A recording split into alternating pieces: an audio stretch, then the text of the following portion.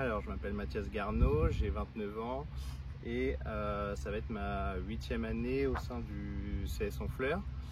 Mon parcours en jeune, il a été quasiment tout le temps à Deauville. Après, mes parents ont déménagé à la campagne, donc j'ai joué 2-3 ans à Saint-Gatien et après, je suis passé directement éducateur au sein du club.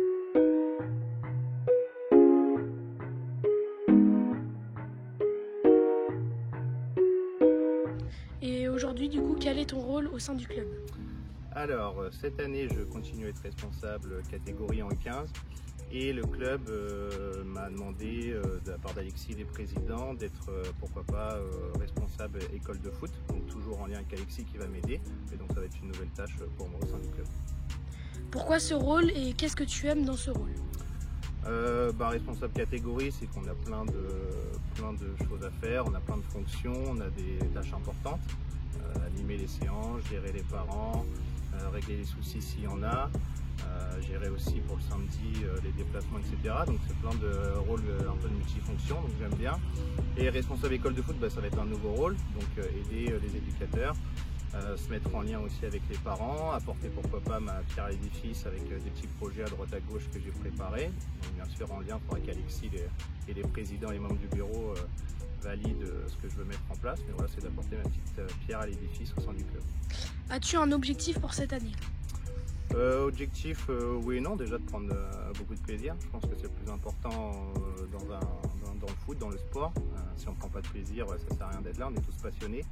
Après, en termes de résultats, si on peut, bien sûr, c'est pour l'équipe A en U15, c'est de se maintenir en Régional 2, ce qui serait une très belle performance. Et l'équipe B, pourquoi pas viser une montée. Les dernières, ils n'étaient pas loin, ils sont 4e et 3e. Donc en U15, on va dire que ça serait ça, on va dire les objectifs un peu sportifs. Après, bien sûr, toujours la cohésion qui est pour moi le plus important. Et en école de foot, ça va être bien sûr d'aller voir le samedi, le mercredi, ce qui se fait en U11, en U9, en U7.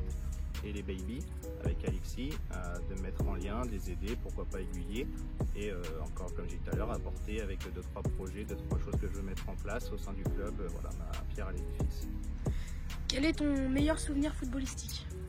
Meilleur souvenir footballistique, je dirais quand j'étais à Deauville en U13, on avait gagné un tournoi en finale contre le Havre 1-0. Donc étant donné que c'est un club pro, c'est quand même une belle performance, donc on s'y attendait pas trop, donc on a fait un très beau match, donc c'était un beau souvenir pour moi.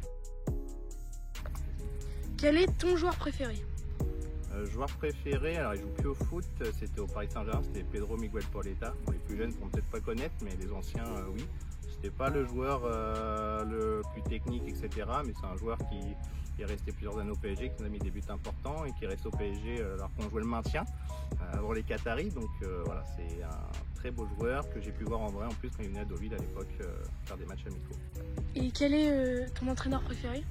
Entraîneur préféré actuellement, je dirais Mikel Arteta, pour ceux qui connaissent, qui joue à Arsenal, enfin qui entraîne à Arsenal. Son équipe a produit un excellent football, très fort tactiquement, un jeu de position où les joueurs ils savent ce qu'ils doivent faire sur le terrain, peu importe où ils sont. Donc voilà, c'est un coach que j'admire. Et aussi je dirais un deuxième, Carlo Ancelotti, pour son calme légendaire avec tout ce qu'il a gagné, donc grand respect.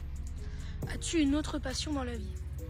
Le football, ça prend une très grosse partie en termes de passion. Après, je dirais la musique, et puis les sorties, les films, tout ça, j'aime bien. Donc, voilà.